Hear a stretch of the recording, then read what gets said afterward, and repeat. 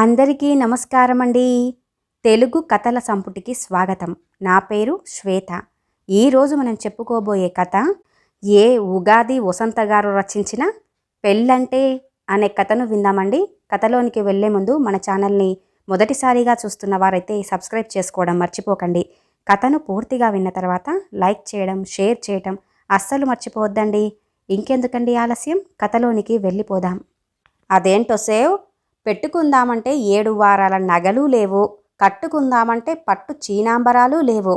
అయినా ఏమిటే నీ ముస్తాబు, ఎప్పటికీ తెమలదు. మనం పెళ్ళిని చూడ్డానికి మాత్రమే వెళ్తున్నాం. నువ్వే పెళ్లి కూతురులా గంటలు గంటలు అద్దం ముందు కూలబడితే ఎలాగే అంటూ గంట నుంచి అద్దాన్ని అంటిపెట్టుకుని కూర్చున్న మనవరాలు సుందరిని చూస్తూ రాజేశ్వరమ్మగారు, అదే సుందరి అమ్మమ్మ, సహనమిక సహవాసం చేయటానికి మొరాయిస్తే ఇలా అన్నారు. అబ్బబ్బా ఆగమ్మమ్మ, ఒక్కోసారి పాపిడి సరిగ్గా కుదరక ఇలాగే గంటలు గంటలు పడుతుంది. మరి అదేదో ప్రతిసారి ఇంతే అన్నట్టుగా సాధిస్తావేంటమ్మమ్మ అంటూ అమ్మమ్మ సహనానికి సెలవివ్వలేదు మనవరాలి వైనం. పెళ్ళికి వెళ్ళటం అంటే మొదటి నుంచి అన్ని వేడుకలు చూడాలి, వాటిల్లో పాలు పంచుకోవాలి. అంతేకాని సగం సినిమా అయ్యాక తడుముకుంటూ లోపలికెళ్ళి సీటులో కుదబడినట్లుగా ఉండకూడదే. ఏదో ఒక హోటల్కి వెళ్ళి భోజనం చేసినట్టు, భోజనాల కోసమే వెళ్ళినట్టుగా అస్సలుండకూడదు అంటున్న మామగారి మాటలకు సుందరి అద్దంలో నుంచి చూపు మరల్చకుండా తన పని తాను చేసుకుపోతుంది. అమ్మమ్మగారు అంతే అనుకుంటూ తోట సంబరం, కాశీయాత్ర, గౌరీ బుట్టలో లక్క పిడతలా ఉన్న పెళ్లి కూతుర్ని మేనమామలు తీసుకొస్తూ ఉంటే ఆ వైభవం చూడ్డానికి 2 కళ్ళు సరిపోతాయటే అంటున్న అమ్మమ్మ పదజరి ఆనకట్ట లేకుండానే సాగిపోతుంది. జీలకర్ర బెల్లం, మంగళసూత్రధారణ, తలంబ్రాలు, నాగవల్లి, అప్పగింతలు, ఇలా ఆశాంతం చూస్తేనే మనం ఫలానా పెళ్ళికెళ్ళామని గర్వంగా చెప్పుకోగలం. అంతేగాని తూతూ మంత్రంలా ఉదయం 10ంటికి ముహూర్తమైతే పనీపాట అంతా చేసుకొని అటు ఇటుగా భోజనాల టైంకి పెళ్లి మండపంలో అడుగుపెట్టి చల్లని ఏసీ హాలులో కాస్త చల్లని డ్రింక్ ఆస్వాదించి అదయ్యాక ప్రాణం తెప్పరిల్లాక ఇక హాలు అలంకరణ ఎలా ఉంది, ఏర్పాట్లు ఎలా చేశారు అని అటు ఇటు పరికించి ఎవరెవరొచ్చారు, ఎవరు ఎలాంటి గిఫ్టులు ఇస్తున్నారు, ఎవరెవరు ఏమేమి నగలు పెట్టుకొనొచ్చారు అని చూసి అమ్మయ్య మన పరిశీలన అంతా అయిపోయింది, సేద తీరటం కూడా అయిపోయింది అని అందరితో పాటు క్యూలో నిల్చొని పెళ్లి కొడుకు పెళ్లి కూతురు మొహాల మీద 4 అక్షంతలు వేసేసి మనకెవరో ఏదో ఫంక్షన్లో ఇచ్చిన పాత గిఫ్టుల్లో ఒకదాన్ని సెలెక్ట్ చేసి శుభ్రంగా తుడిచి పక్కనున్న ఫ్యాన్సీ షాపులో అందమైన గిఫ్ట్ కాగితంతో దాన్ని అలంకరింపజేసి దాన్ని ఆ కొత్త దంపతుల చేతిలో పడేసి వాళ్లతో కలిసి ఓ గ్రూప్ ఫోటో తీసుకుని భోజనాల గదికి దారి తీసేటట్టుగా ఉండకూడదే. ఇక కడుపు నిండా నవకాయ పిండి వంటలు దట్టించి అది అరగటం కోసం ఓ 2 తాంబూలాలు లాగించి వాటిని నములుతూ దారి పొడవునా వంటల గురించి వంకలు పెట్టుకుంటూ ఏర్పాట్ల గురించి పెదవి విరుచుకుంటూ ఇంటికి చేరి కట్టుకున్న కంచుపట్టు చీరను విప్పేసి మంచం మీద గిరాటేసి ఓ వాయిల్ చీర కట్టుకొని భుక్తాయాసం తీర్చుకోవటంలా ఉండకూడదే పెళ్ళికెళ్ళటమంటే అంటున్న అమ్మమ్మ మాటలకు, అమ్మమ్మ పెళ్ళి మంత్రాల్లా నీ స్పీచ్ ఎక్కడా ఆగటం లేదు గాని నా ముస్తాబంతా అయిపోయింది, ఇటు చూడు అంటూ అమ్మమ్మని ఉడికించటానికి ప్రయత్నించింది మనవరాలు. ఏడిసావులే, పిల్లకాకికేం తెలుసు అని కొట్టిపాడేసింది యువతరం అభిప్రాయాన్ని అమ్మమ్మ తరం. తన తల మీద ఉన్న ముసుగుని ఒకసారి సవరించుకొని చెప్పులు వేసుకుంటూ కూడా తన తపనని వివరించింది అమ్మమ్మ. పెళ్ళిని ఒక మంచి కావ్యాన్ని చదువుతున్న అనుభూతితో ఆశాంతం చూడాలే పిచ్చిమొద్దు. అలా మొదటి నుంచి చివరి వరకు పెళ్లి వేడుకల్ని చూడటానికి వెళ్ళలేకపోతే ఒక్క ముక్కలో మేము పెళ్లి భోజనాలకొస్తున్నాం అని మాత్రమే చెప్పుకోవాలి అంటూ ఇద్దరు బయటికి వచ్చి ఆటో ఎక్కి కూర్చున్నాక కూడా అమ్మమ్మ తన మాటల ధోరణిని కొనసాగిస్తూనే ఉంది. అందరూ కూడా పెళ్లి వేడుకను కనులారా వీక్షించాలని కదటే కళ్యాణ మండపాన్ని అత్యంత వైభవోపేతంగా అలంకరిస్తారు. దివి నుంచి భువికి దిగి వచ్చిన దేవతల పెళ్లి కూతుర్ని కూడా తయారు చేస్తారు. అంటూ బామ్మగారు చెప్పుకుంటూ పోతూనే ఉంది. ఆ బాబు, ఇక్కడే ఆపు ఆపు. అమ్మమ్మ, పెళ్లి మండపానికి వచ్చేశాం, ఇక దిగు. నీ వర్ణనంతా కల్లారా చూద్దువు కాని పద లోపలికి అంది మనవరాలు. తన బోసి నోటిని తిరిగినన్ని వంకర్లు తిప్పింది అమ్మమ్మ. లోనికొచ్చాక అక్కడ దృశ్యం చూస్తే అర్థమైంది. సుముహూర్తం, మంగళసూత్ర ధారణ కూడా పూర్తయిపోయింది అని. ఏదో సినిమా టికెట్ల క్యూలా ఉంది వేదిక దగ్గర. చేంతాడులా నిల్చున్నారు జనమంతా. నూతన వధూవరుల మీద అక్షంతలు జల్లే తంతు పూర్తయ్యాక భోజనశాలలోనూ మళ్ళీ అదే క్యూ. ప్రతి ఐటెం దగ్గర చిప్ప చేత్తో పట్టుకొని బిచ్చగాళ్ళలా నిల్చున్నారు అందరూ కూడా. బరువు ప్లేట్లని మోసుకుంటూ నిలబడి ఖాళీ కడుపులో వాటిని నింపే ప్రక్రియ జరుగుతోంది. ఎక్కడో ఓ కుర్చీ ఖాళీగా కనపడితే అందులో అమ్మమ్మని కూర్చోబెట్టింది సుందరి. ఆ పక్క కుర్చీలో అమ్మమ్మ గారి వేలు విడిచిన మామగారి భార్య సుజాత కనిపించింది. ఉభయ కుశలోపరి ముగిశాక ఇద్దరు కూడా మాటల్లో మునిగిపోయారు. సుందరి తన వయసు వారితో మాటామంతి జరుపుతోంది. పోన్లే, మన చైనులుగాడి కూతురికి మంచి సంబంధమే కుదిరింది, పెళ్ళి వైభవంగా చేశాడు అంటూ సుజాతమ్మ సంభాషణ కదిపింది. పెళ్ళంటే పాపం ఆడపెళ్లి వారికి ఎన్ని నెలల నుండి హడావిడి. మంచి వరుణ్ణి ఏరి అటు 7 తరాలు ఇటు 7 తరాలు తరచి తరచి చూడాలి. ఆచార వ్యవహారాలు చూడాలి, జాతకాలు కలవాలి, లాంఛనాలన్నీ మాట్లాడుకొని ఒక అంగీకారానికి వచ్చాక అసలు కార్యక్రమం ప్రారంభమవుతుంది. చుట్టపక్కల లిస్టు రాసుకొని ఎవరినీ మర్చిపోకుండా ఆహ్వానించాలి. వారికి విడిది ఏర్పాట్లు, భోజనాది సౌకర్యాలు చూసుకోవాలి. ఒకటేమిటి, ఎన్నో పనులు. ఏ ఒక్కటి శృతి తప్పినా లయ తప్పుతుంది ఆ వేడుక. శుభలేఖలు అచ్చేయటం, వాటన్నింటికీ 4 మూలల పసుపు బొట్లు పెట్టడం, పై ఊర్లలో ఉండే దూరపు బంధువులకు పోస్టు ద్వారానో దగ్గర వారికి స్వయంగా ఆయా ఊర్లకు వెళ్ళి బొట్టు పెట్టి కార్డిచ్చి దారి ఖర్చులిచ్చి ఇక వాళ్ళు వచ్చాక పెట్టుపోతలు పెట్టి ఎంత అట్టహాసం, ఎంత హడావిడి. పెళ్ళంటే మాటలా చెప్పు రాజేశ్వరి అంటూ సుజాతమ్మ ఎంతో సిన్సియర్గా ఆడపెళ్లి వారి శ్రమని గుర్తు చేశారు. మధ్యలో ఎప్పుడు వచ్చి చేరిందో సుందరి నిశ్చేష్టురాలయ్యింది వారి సంభాషణ అంతా వింటూ.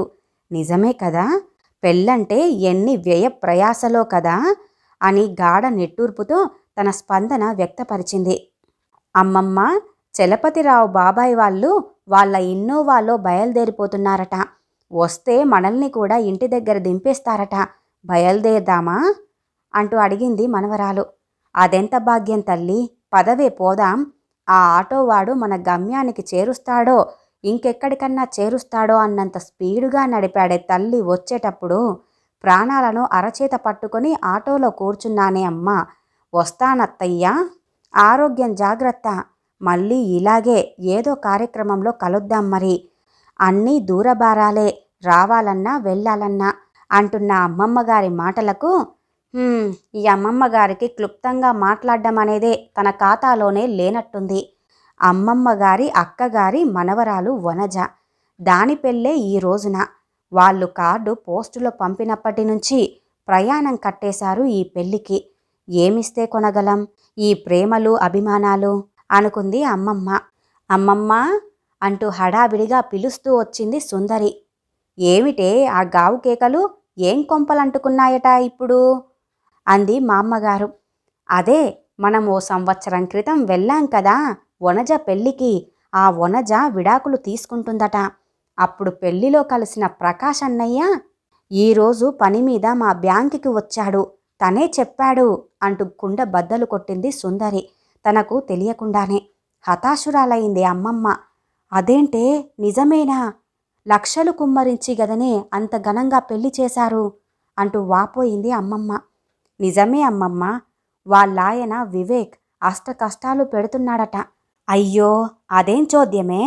సీతారాముల కళ్యాణాన్ని తలపించేలా చేశారు పెళ్ళి.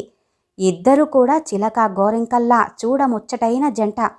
భోజనాలు ఎంత పద్ధతిగా, ఎంత రుచికరంగా ఉన్నాయని ఆవపెట్టి చేసిన చింతపండు పులిహోర, నోట్లో వేసుకుంటే నెయ్యితో పాటు కరిగిపోయే బూరలు, కందా బచ్చలి కూర, కొబ్బరి పచ్చడ, గోంగూర పచ్చడి, ఒకటా రెండా విస్తరంతా విస్తరించింది. ఆ కమ్మని విందు అంటూ అమ్మమ్మ గుటకలు వేస్తూ ఆ రుచులను, ఆ వైభవాన్ని తలుచుకుంటున్నారు. ఇప్పుడు ఆ రుచి చేదు సంతరించుకుంటోంది అంటూ ఓ నిట్టూర్పు విడిచి తలని ఆడిస్తూ ఓ గాఢమైన నిర్ణయం వెలుబుచ్చారు అమ్మమ్మగారు.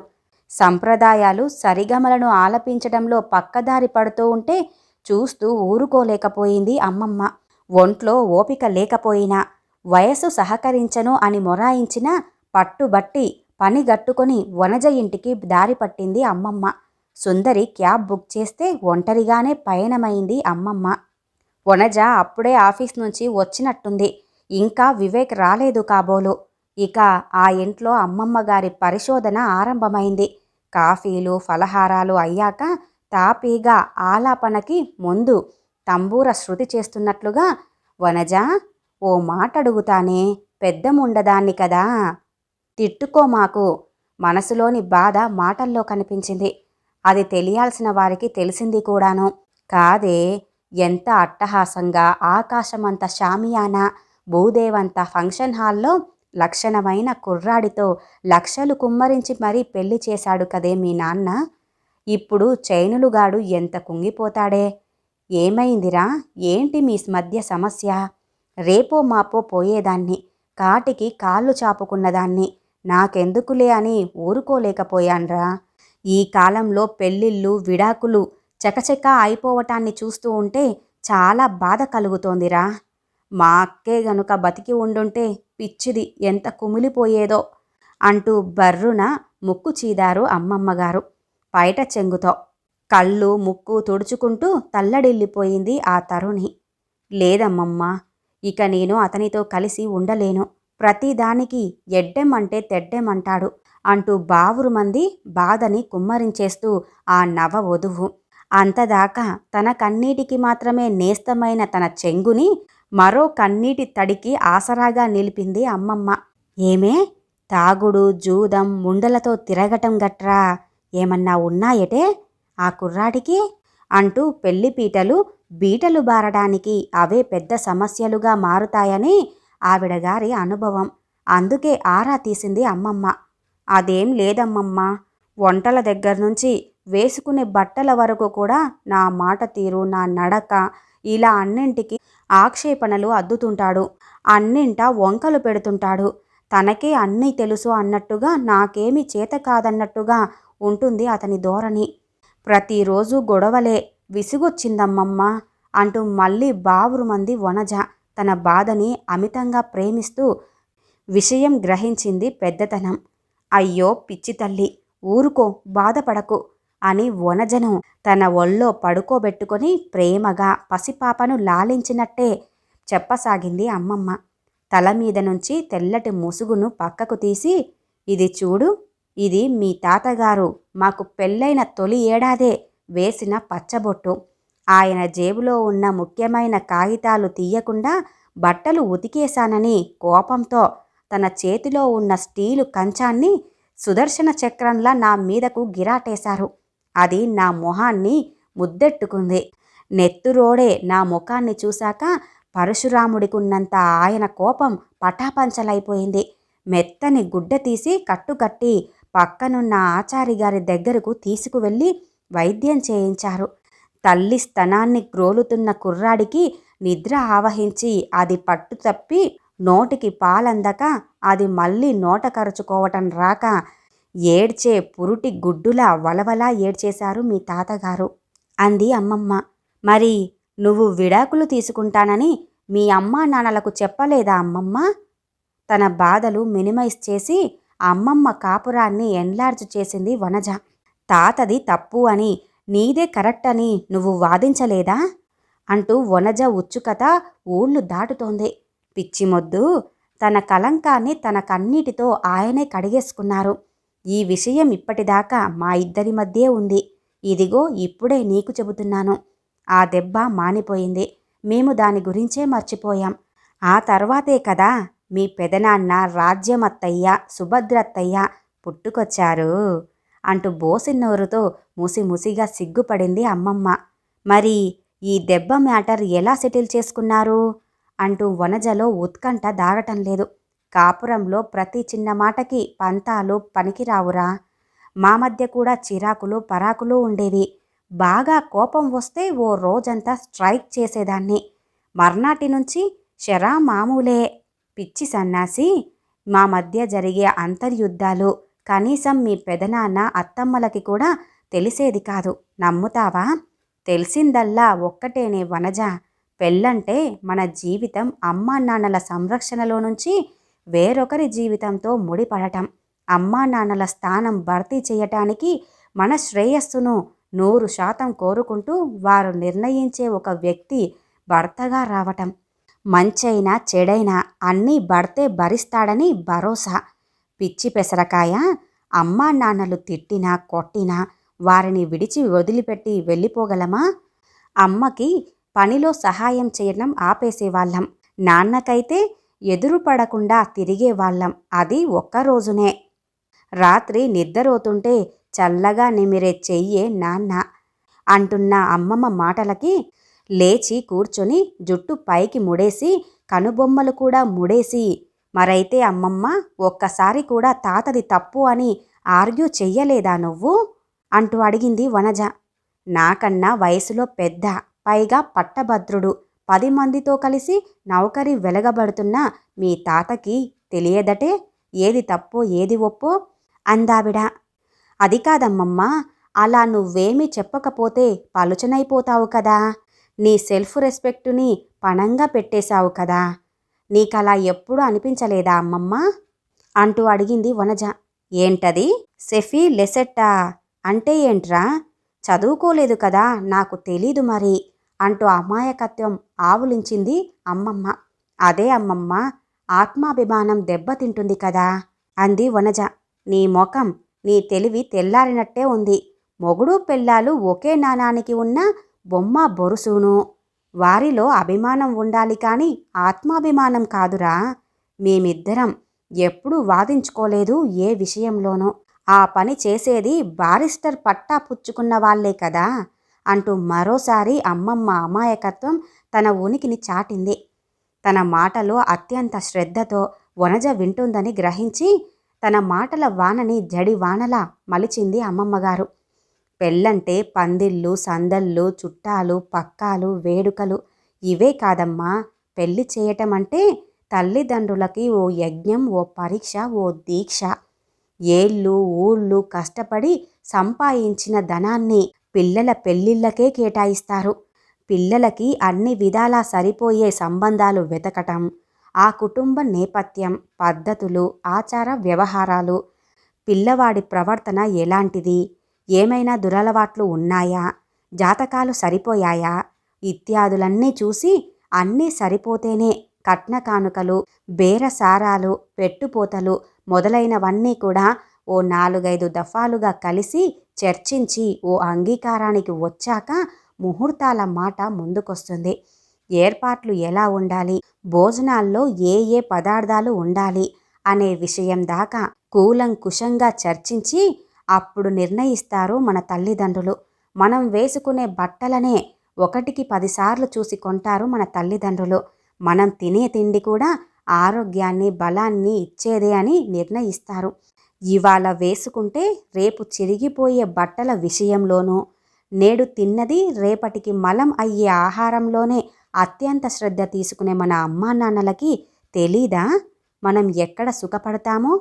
జీవితం విషయంలో ఎన్నో జాగ్రత్తలు పాటించి మరీ ఈ పెళ్ళిళ్ళనేవి నిర్ణయిస్తారు. మనం బావుంటేనే కదా వారికి ఆనందం అంటూ బామ్మగారు చెబుతున్న మాటలు వింటున్న వనజకు లోలోపల అంతర్మదనం జరుగుతోందని గ్రహించింది. 7 పదులు దాటి ఏరువాక చేరటానికి సిద్ధంగా ఉన్న అమ్మమ్మ. సరేనమ్మా వనజ, మరో కప్పి కాఫీ పట్రావే. అది తాగేశాక క్యాబ్ బుక్ చేస్తే నే బయలుదేరుతానే, పొద్దుపోయింది బాగా అంటూ వనజకి స్పేస్ ఇవ్వటానికి తన అనుభవాన్ని రంగరించింది అమ్మమ్మ. కాఫీ కప్పులతో వచ్చిన వనజని చూస్తూనే ఇట్టే పసిగట్టేసింది. వనజ అంతరంగాన్ని, ప్రయాణాన్ని పశ్చిమ దిశగా సాగిస్తున్న అనుభవసారం.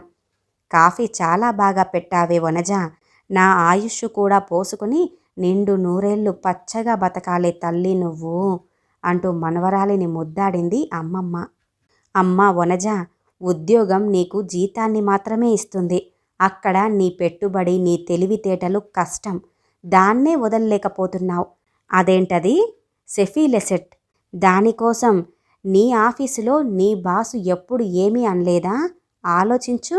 అక్కడ సర్దుకుపోవటం లేదా నువ్వు? బాసుని కసితీరా తిట్టుకుంటూ.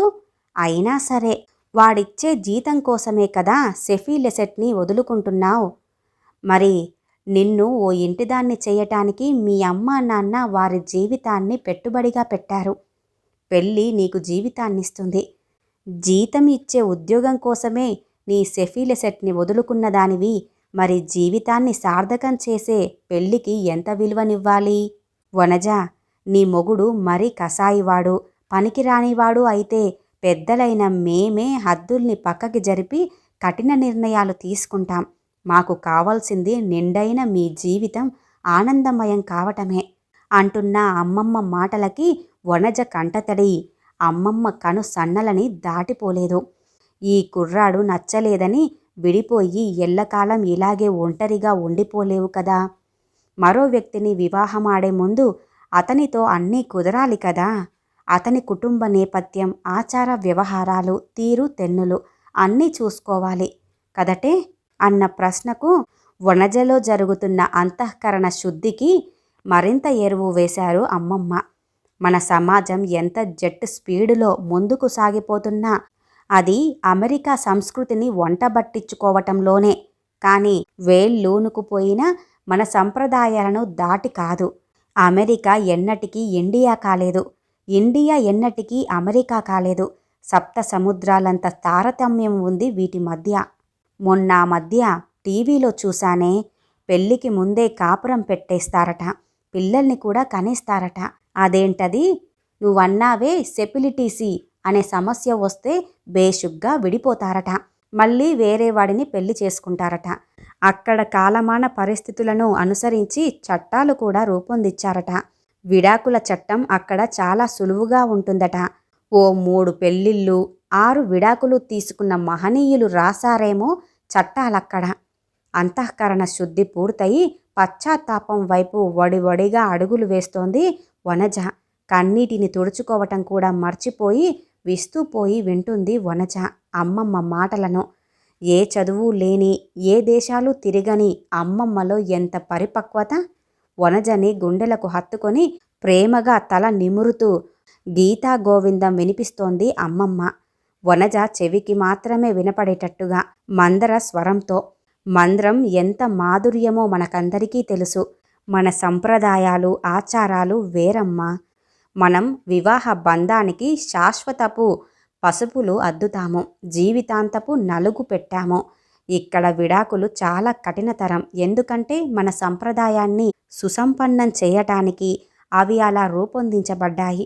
భార్యాభర్తలిరువురూ కలిసి అర్జీ పెట్టుకున్నా సరే ఓ కప్పు కింద ఓ 6 నెలలు జీవించాక గాని వాళ్ళని రమ్మని చెప్పరు. అప్పటికి వారి నిర్ణయం విడాకులకే పరిమితమై ఉంటే జడ్జి గారు వీరిద్దరినీ కూర్చోబెట్టి ఎవరెవరు ఎంత సర్దుకుపోగలరో అడిగి మరీ తెలుసుకొని సాధ్యమైనంత వరకు బంధాన్ని కలిపి ఉంచటానికే చూస్తారట. ఈ పద్ధతి ద్వారా 30% వివాహాలకి తిరిగి బాజాలు మోగించారట. మా సుబ్బుగాడు లేడు, అదేనే నీకు చిన్నాన్నవుతాడు. వాడు ప్లీడరీ వెలగబెట్టాళ్లే, వాడే చెప్తుంటాడు ఇలాంటివన్నీ నాకు. చదువు సంధ్య లోకజ్ఞానం లేనిదాన్ని, నాకివన్నీ ఎలా తెలుస్తాయిలే అంటూ వనజలో వచ్చినప్పుడు కనిపించని తేటదనం చూసి ఆనందపడింది అమ్మమ్మ. అమ్మాయి వనజ, చాలా పొద్దుపోయిందే. నాకు కారుని ఏర్పాటు చేసి రాజ్యం అత్తయ్యకి ఫోన్ చేసి కార్ నెంబరు, డ్రైవర్ నెంబరు చెప్పేస్తావటే. మళ్ళీ వస్తాలే, నువ్వు వివేక్ ఇంట్లో ఉండే సమయంలో అంటూ తను వచ్చిన పని అయిపోయిందని సెలవు కోరింది అమ్మమ్మ. వద్దమ్మమ్మ, అత్తయ్యకి నేను చెప్తాలే ఫోన్ చేసి. రేపొద్దున నేను వివేక్ ఆఫీస్కి వెళ్తూ నిన్ను దింపేస్తాం.